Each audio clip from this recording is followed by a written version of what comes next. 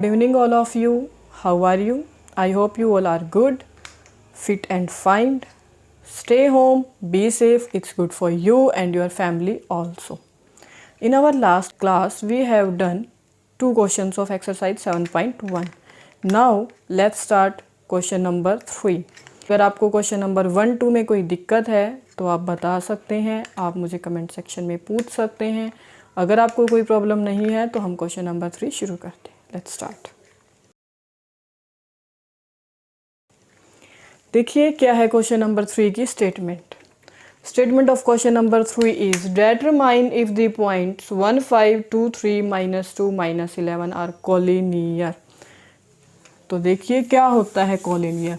कोई भी क्वेश्चन शुरू करने से पहले हमें स्टेटमेंट को समझना चाहिए कि स्टेटमेंट में क्या दे रखा है। अब आपसे पूछा गया है कोलिनियर, क्या होता है कोलिनियर पहले जान लेते हैं। कोलिनियर होता है कि जब आपके पास 3 पॉइंट दे रखे हैं और वो तीनों पॉइंट एक स्ट्रेट लाइन में नहीं है। सपोज करो अगर ये स्ट्रेट लाइन में है तो ये क्या बन जाएंगे, कोलिनियर।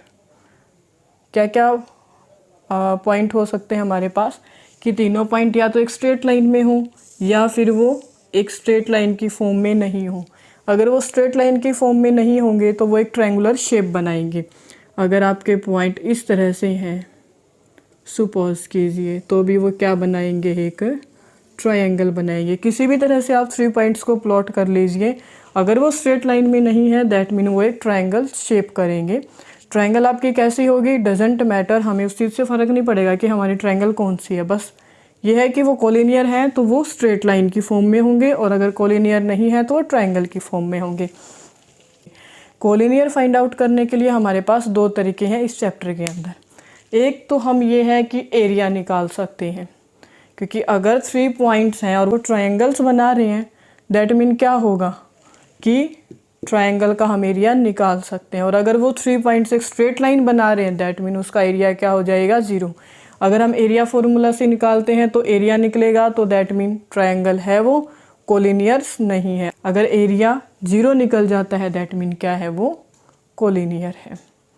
तो देखो हमारी फर्स्ट एक्सरसाइज है तो हम क्या यूज़ करेंगे यहाँ पे, distance formula. Distance formula use करेंगे तो देखो फाइंड आउट करने के लिए हमें करना क्या होगा। सपोज करो ये 3 पॉइंट है A, B और C। इनको हम किसी भी तरह से आगे पीछे करके ले सकते हैं सीक्वेंस में या फिर साइक्लिक फॉर्म का यहाँ पे कोई फ़र्क नहीं पड़ेगा। तो देखो A, B, C पॉइंट। अब देखो अगर मैं A और B के बीच का डिस्टेंस निकालूँ तो मेरे पास ये निकलेगा। अगर मैं B और C के बीच का डिस्टेंस निकालूँ तो मेरे पास ये निकलेगा। और अगर मैं A और C के बीच का डिस्टेंस निकालूँ तो मेरे पास ये कंप्लीट डिस्टेंस निकलेगा। ये क्या निकलेगा, AC। ये क्या होगा AB, ये क्या होगा BC। अगर मैं AB और BC को प्लस कर दूं तो मेरा जो थर्ड साइड है वो क्या है, AC। अगर ये चीज़ आ जाती है दैट मीन पॉइंट्स क्या है, कोलिनियर है, अदरवाइज पॉइंट्स कोलिनियर नहीं है। समझ आया। तो शुरू करें क्वेश्चन नंबर 3। चलिए करते हैं शुरू।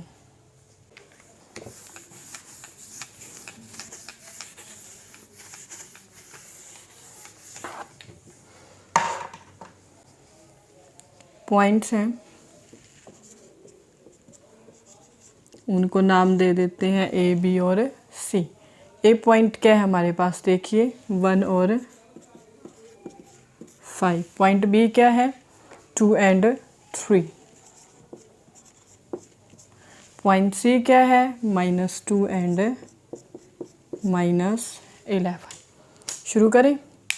तो मैंने आपको क्या बताया था कि मेरे पास अगर कोलिनियर होंगे तो इस तरह से A, B, C की फॉर्म बननी चाहिए, यानी कि किन्हीं भी 2 को अगर मैं प्लस करूं तो वो थर्ड के इक्वल आ जाना चाहिए। दैट मीन क्या बन जाएगा, वो एक कोलिनियर बन जाएगा। देखो शुरू करो। पहले A, B फाइंड आउट कर लेते हैं। फॉर्मूला क्या था, x2 - x1 square plus y2 - y1 और स्क्वायर। A और B की बात कर रहे हैं, A और B, यानी कि कौन से पॉइंट उठाएंगे हम, A और B। तो देखिए यहाँ पे मान लीजिए आपके पास x1 कितना है 1, y1 कितना है 5 x2 कितना है 2 और y2 कितना है 3। निकाल लिए x1 y1 x2 y2। शुरू करो अब।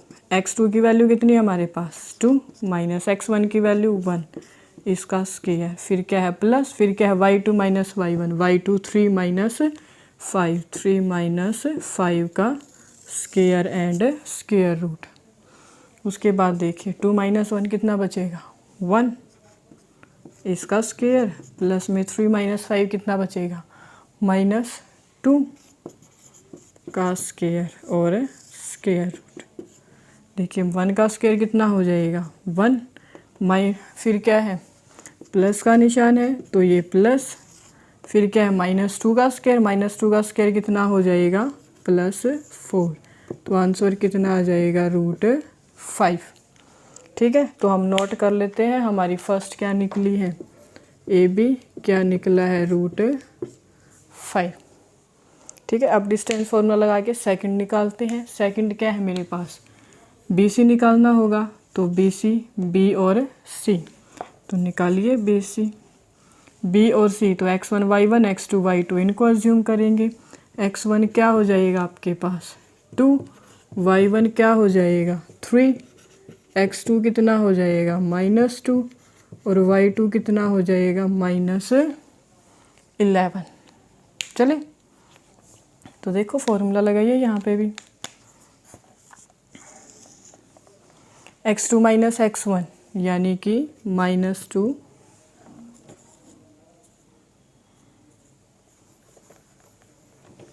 देखिए लगाइए फॉर्मूला यहाँ पर भी।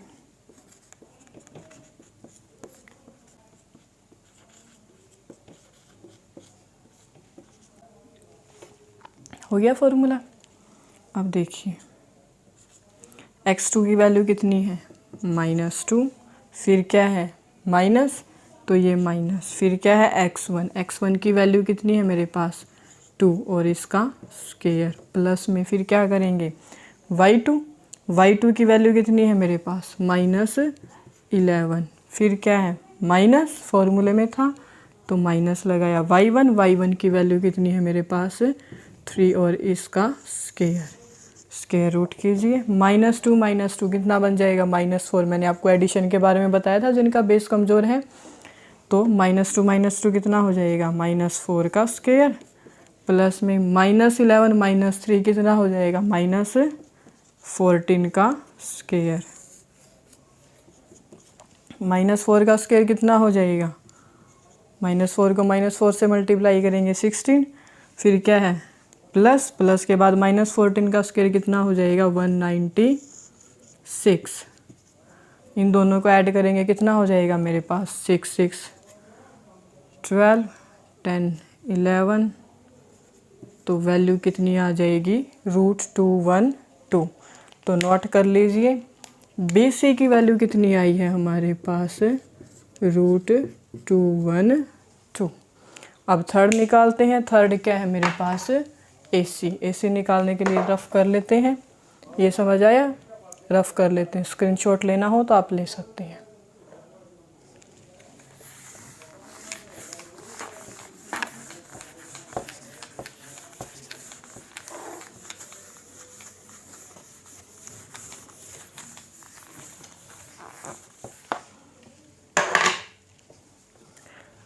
देखिए अब क्या है AC निकालना है A और ये C। तो देखिए AC निकालना है तो फॉर्मूला वही रहेगा आपके पास x2 माइनस x1 का स्क्वायर प्लस में y2 माइनस y1 का स्क्वायर। जितना आप क्वेश्चंस प्रैक्टिस करेंगे उतना ज़्यादा आपको फॉर्मूला अच्छे से याद होता चलेगा। तो देखो अब A और B मेरे पास पॉइंट A और C पॉइंट मेरे पास क्या है A और C है। तो x1 y1 किसको लेंगे, x1 1 को ले लो, y1 5 को ले लो, x2 -2 को ले लो, y2 -11 को ले लो। ज़रूरी नहीं है कि आप इनको x2 y2 ही लेंगे, आप इनको x1 y1 ले सकते हो, इनको x2 y2 ले सकते हो।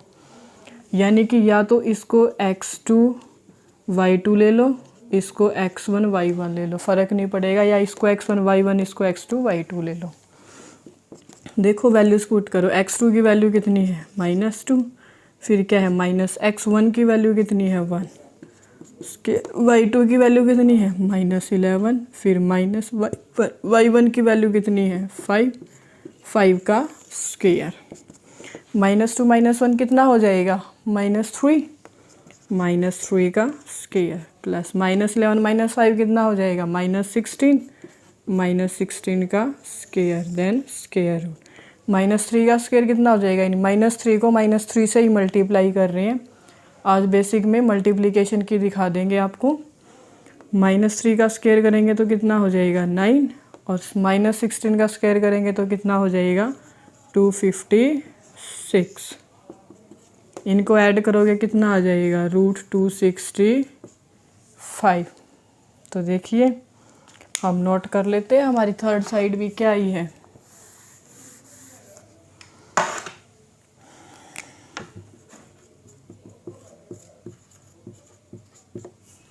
देखो ए बी की वैल्यू, बी सी की वैल्यू और ए सी की वैल्यू रूट में दे रखी है मेरे पास √5 की वैल्यू निकाल लेते हैं। तो देखिए √5 की वैल्यू कितनी निकलती है आपके पास। वैसे तो आपको ये वैल्यूज़ वैसे याद होनी चाहिए। वैल्यू निकलेगी 2.24, 2 डेसिमल तक निकाल लीजिए। फिर देखिए आपके पास रूट किसकी वैल्यू निकालनी है 212, तो 212 की वैल्यू कितनी निकलेगी 14.56।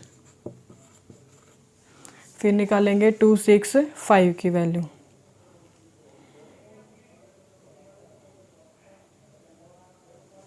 ये वैल्यू आ गई 16.28। ठीक है, तो देखिए यहीं से देख लेते हैं हम सबसे बड़ी वैल्यू क्या है हमारी 16.28 है, सबसे बड़ी वैल्यू है। ठीक है, सबसे बड़ी वैल्यू यानी कि ए सी।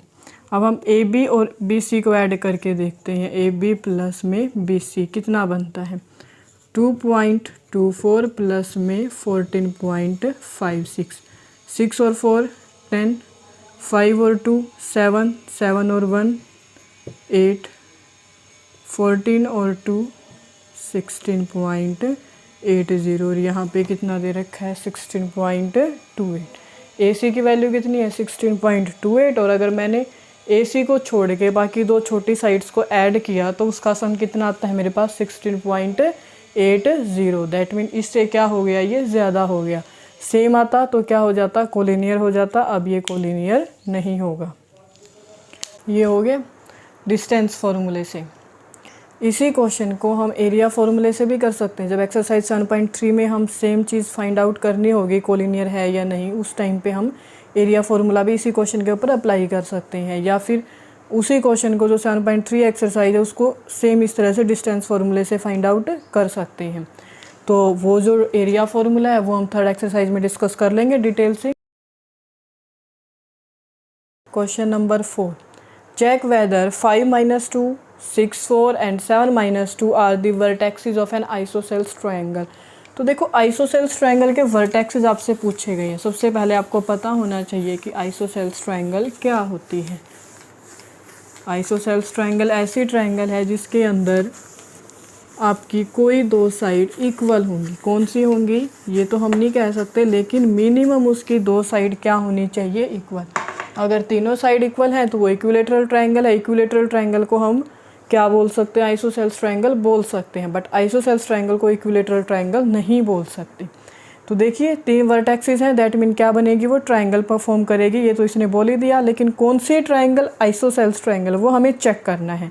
कैसे चेक होगा, जब कोई भी दो साइड आपकी इक्वल आ जाती है दैट मीन वो क्या बन जाएगी, एक आइसोसेल्स ट्रायंगल। देखिए 3 पॉइंट है, कौन कौन से हैं, पॉइंट्स के नाम रख दीजिए ए बी और सी। ए पॉइंट क्या है 5 - 2 6 और 4, और थर्ड पॉइंट क्या है 7 और -2। थर्ड पॉइंट क्या है 7 और -2। ये 3 पॉइंट है। आइसोसेल्स ट्रायंगल है तो दैट मीन कोई भी दो साइड उस ट्रायंगल की क्या हो जाएगी, इक्वल आ जाएगी, चाहे ये दोनों साइड इक्वल आ जाए, चाहे ये दोनों इक्वल आ जाए, चाहे ये दोनों इक्वल आ जाए। यानी कि देखो इस तरह से है ए बी और सी। इसको भी हम डिस्टेंस फॉर्मूले से फाइंड आउट करेंगे। कैसे करेंगे? सपोज करो आपकी साइड ये दोनों इक्वल हैं या ये दोनों इक्वल हैं या ये और ये साइड इक्वल है, कोई भी साइड इक्वल हो उससे हमें फ़र्क नहीं पड़ता, लेकिन कोई भी दो साइड इक्वल आनी चाहिए। निकालेंगे कैसे? ए बी सी 3 पॉइंट है। अब देखो इस डिस्टेंस को फाइंड आउट करने के लिए ए बी को मुझे ए और बी चाहिए, दोनों मेरे पास है, हम डिस्टेंस फार्मूला लगा देंगे। फाइंड आउट कीजिए ए बी को। ए बी के लिए क्या करेंगे? फॉर्मूला लगाएंगे x2 माइनस x1 प्लस में y2 माइनस y1 और दोनों का स्क्वायर। तो x1 y1 x2 y2 ए और बी की बात की है हमने, ए और बी की, तो x1 y1 x2 y2। x1 कितना हो जाएगा 5, y1 कितना हो जाएगा -2, x2 कितना हो जाएगा 6 और y2 कितना हो जाएगा 4। हो गया। यहाँ से मेरे पास x1 y1 x2 y2 निकल गया। पुट कर लीजिए। x2 की वैल्यू कितनी है 6 माइनस में 5 का स्क्वायर, y2 की वैल्यू कितनी है 4 माइनस फॉर्मूले में और फिर क्या है -2 है, तो क्या है -2 स्क्वायर। ये माइनस फॉर्मूले में था और ये -2 मेरे पास वैल्यू गिवन है -2। तो देखिए 6 माइनस 5 कितना बचेगा 1 का स्क्वायर प्लस में 4 माइनस और ये माइनस, जब माइनस को माइनस से प्रोडक्ट कर देते हैं। आज लास्ट के सेक्शन में जो हम एक्स्ट्रा काम करेंगे उसमें हम यही करेंगे कि जब सिंबल्स को हम प्रोडक्ट करते हैं तो वो कैसे करते हैं। जब माइनस को माइनस से मल्टीप्लाई करेंगे तो क्या हो जाएगा प्लस, कितना आ गया 2 और इसका क्या है स्क्वायर। तो देखिए 1 का स्क्वायर कितना हो गया 1 प्लस में 4 प्लस 2 कितना हो जाएगा 6, 6 का स्क्वायर। 1 प्लस में 6 का स्क्वायर कितना हो गया 36। तो आंसर कितना आ गया √37। ठीक है।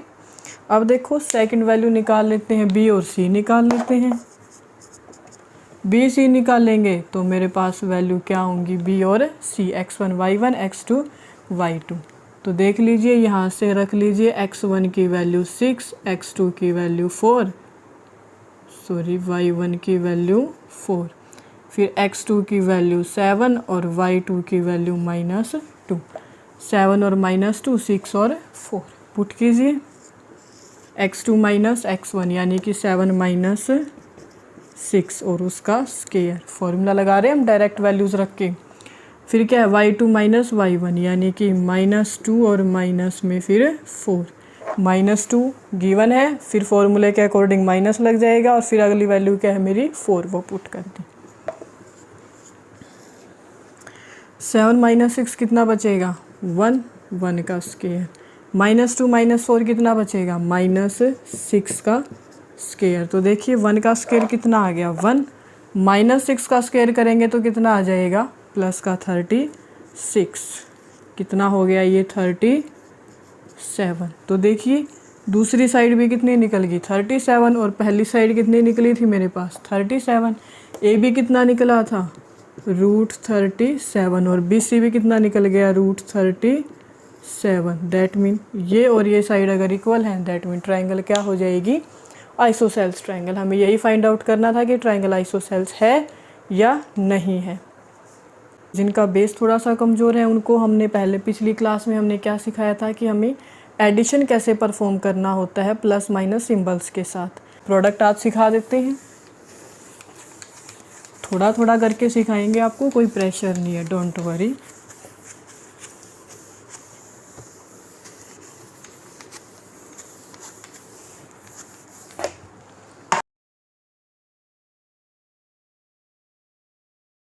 देखो प्रोडक्ट कैसे करेंगे। हम दो एग्जांपल्स लेके चलते हैं -2 और -4। अब जब -2 को मल्टीप्लाई कर रहे हो आप -4 से, एक चीज़ तो आप कभी भी ये चीज़ हमेशा नोट करके रखना, कभी भी दो ऑपरेटर होते हैं, ये जो निशान होते हैं ये कभी भी एक साथ नहीं यूज़ होते। अगर कोई दो, जैसे यहाँ पे मल्टीप्लिकेशन और इधर माइनस है, दो साथ में आ गए तो तो हम उसको क्या करेंगे, ब्रैकेट में यूज़ करेंगे। इस पे ब्रैकेट लगाओ नहीं लगाओ फ़र्क नहीं पड़ेगा, बट यहाँ पे मल्टीप्लिकेशन और माइनस दोनों चीज़ साथ में है तो यहाँ पे आपको ब्रैकेट लगानी पड़ेगी दोनों निशानों को अलग करने के लिए। सीधी सी भाषा में दो निशान एक साथ नहीं आएंगे, बीच में कुछ ना कुछ लाना पड़ेगा, यानी कि ब्रैकेट से उसको अलग रखो। तो देखो जब हम मल्टीप्लाई कर रहे हैं तो मल्टीप्लाई करें तो मल्टीप्लाई सीधी होगी, 4 को 2 से मल्टीप्लाई किया कितना आ गया 8, 4 2 ज़ा 8। अब देखना ये है कि सिंबल्स को कैसे प्रोडक्ट करेंगे। जब ये भी माइनस है ये भी माइनस है, दोनों ही नेगेटिव होते हैं तो सिंबल क्या बन जाता है, पॉजिटिव। जब दोनों ही नेगेटिव होंगे तो आंसर क्या आएगा, पॉजिटिव। ठीक है, ये चीज़ ध्यान रखना। जब आपके पास मल्टीप्लाई कर रहे हो दो नंबर्स को और दोनों ही नंबर नेगेटिव हैं तो रिज़ल्ट क्या आएगा, एक पॉजिटिव नंबर।